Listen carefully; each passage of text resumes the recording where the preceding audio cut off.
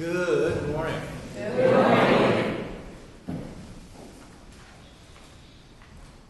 I think it's kind of interesting how it is that we can live with something for our lifetime and never really fathom what it is.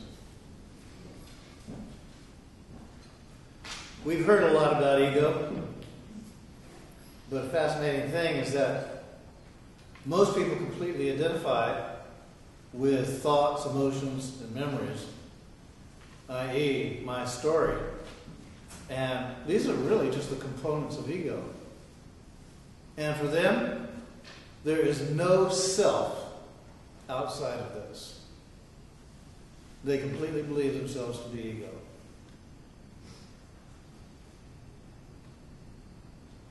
Still do. It's a real challenge to wake up and see how you've identified with something that is simply a mental construct that's there as an interface and isn't really who you are. So this is empowering if you can learn about it and then put what you learn into practice.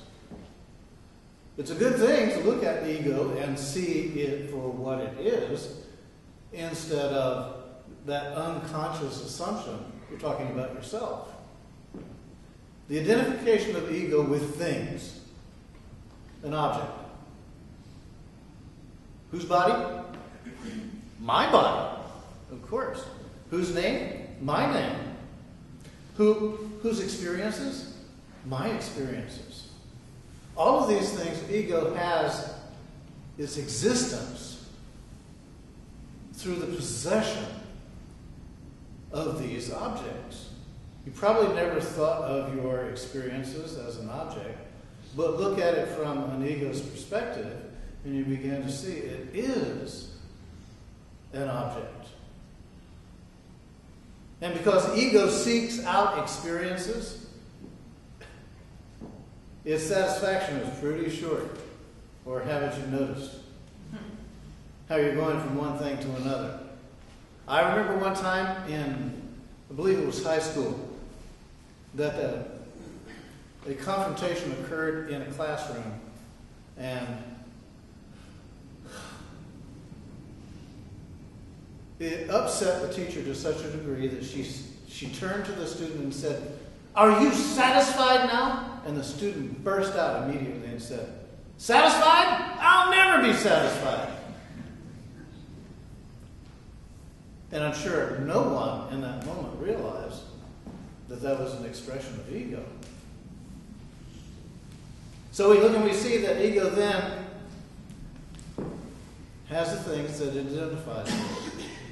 My house, my car, my child, my intelligence, my opinion, my beliefs, and all of these things we go to sleep with and take on the assumption that this is true about who we really are, when it simply is an assortment and an amassing of things through which identification is made that we then proceed to move through life. Now, to realize that I'm talking about beliefs, I'm talking about pattern behavior, and I'm also mentioning ego as an insert here. This planet is an amazing planet. It is absolutely beautiful.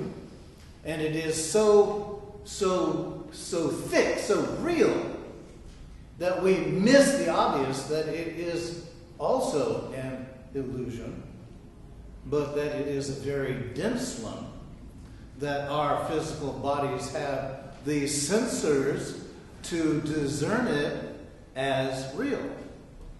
Well, our bodies are no more real than the earth is, but somebody out there who is hearing this for the first time in connection with ego is going to say, "Okay, let's turn off this TV and turn on another one," because it is way too threatening. Way too threatening to go from believing you are the ego to jump into a consideration that not only are you not the ego, but that the ego has been acting as an interface to give you a sense of realness of something that isn't real at all.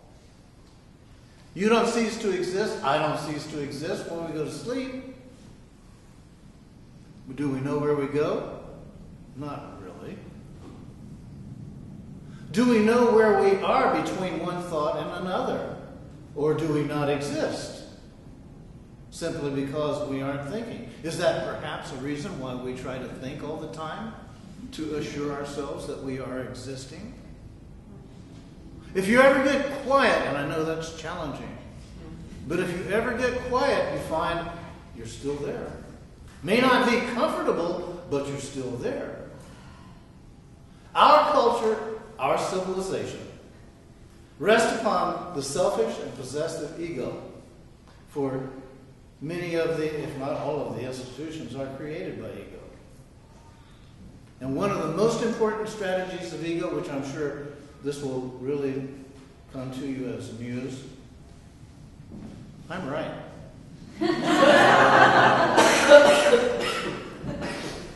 I'm sure you've never used that one on yourself, right? Or had it used on you, right? I'm right. And then one of the best ways to assure yourself that this is going to substantiate your ego feeling strong and powerful is complain. See, your complaining is an egoic expression of insecurity. It's not based on any sense of genuine self. Your complaining is based upon the insecure possibility that someone else is going to be more right than you. How could I say that? More righter? Okay, well, if you're an English buff, then your ego is saying, wow, what a dumb thing to say. So, how do we get out of this mess? One thing is we start paying attention. Unless, of course, you don't want to get out of it. If you want to stay identified as ego, please feel free to do so. There will be a billion upon a billion upon a billion who will agree with you, and you'll be right at home on this planet. No doubt about it. Most people are truly convinced that they are ego, and so caught up in the ego struggle that exists one with another. Oh, by the way, did you know that this is a foundation for wars? The insecurity of ego, the threat of one ego being stronger than another. Holy wars has a lot to say about the holiness of church, doesn't it? And where are we? In the metaphysical church of enlightenment. You see, you have to get to that place where you start paying attention. And in your paying attention, you observe the interactions that are taking place in you, and you learn to do it with a sense of ease, because these discoveries, while they may feel so threatening, are truly liberating. The ego feels threatened because its cover is being blown. But when its cover is blown, you start waking up more and more to you being there, subject to your ego, because you have allowed your ego to dominate you with its insecure notions. Empowerment.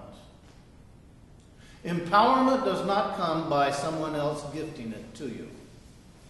Empowerment comes by you waking up and facing yourself so that you can see the only way to become truly and genuinely powerful is to discover your own inner workings. And one of the first things that will come up will be how your ego has been running the show, and running it from an insecure basis. The only time you feel really good in your ego, and remember, it's short-lived, is when you're doing something you like, and many times that's in connection with making yourself look good in the presence of what your ego considers to be lesser than egos. When we wake up, there's a sense of loss. And the loss has to do with this control factor.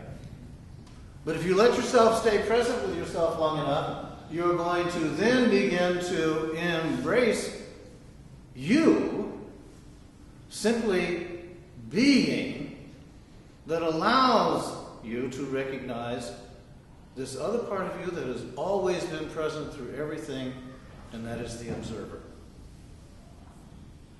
And once you're able to be the observer enough, and then put what you observe into action without the interfacing of belief, pattern behavior, and inserted insecurity, your ego gradually learns to listen and follow your lead instead of feeling so insecure that it demands all follow its lead.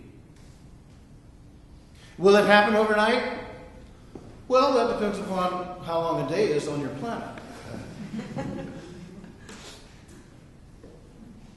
If a day on your planet happens to be a millennium of this planet, then there's a chance. But you still have to be right there, you know? You still have to be on top of it, paying attention to everything that's going on. And the reason I put that little suggestion in there about what planet, we egoically look at life as being based upon human life, and that's the only kind of life that could be out there in the rest of the universe.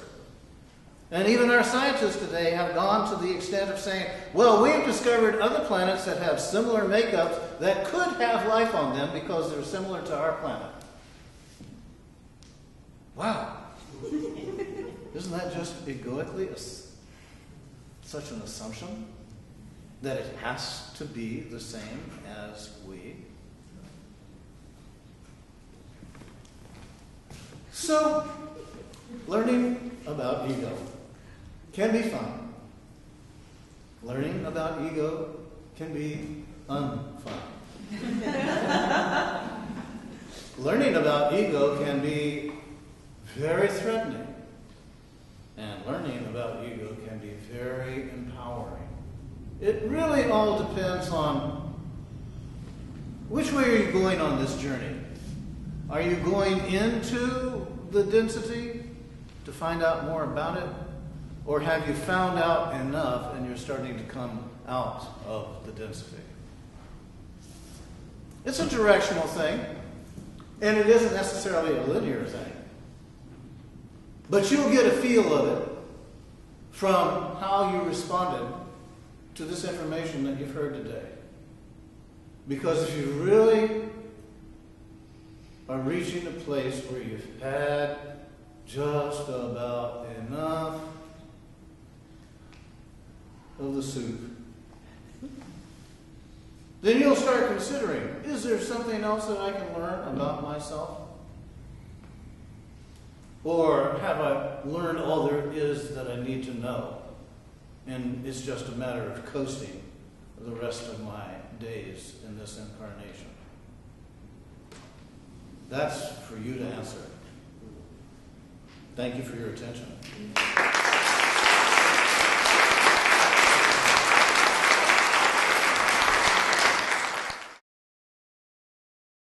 For more information about the Metaphysical Church of Enlightenment or the Rodin Foundation, please go to our website at www.rodin.org.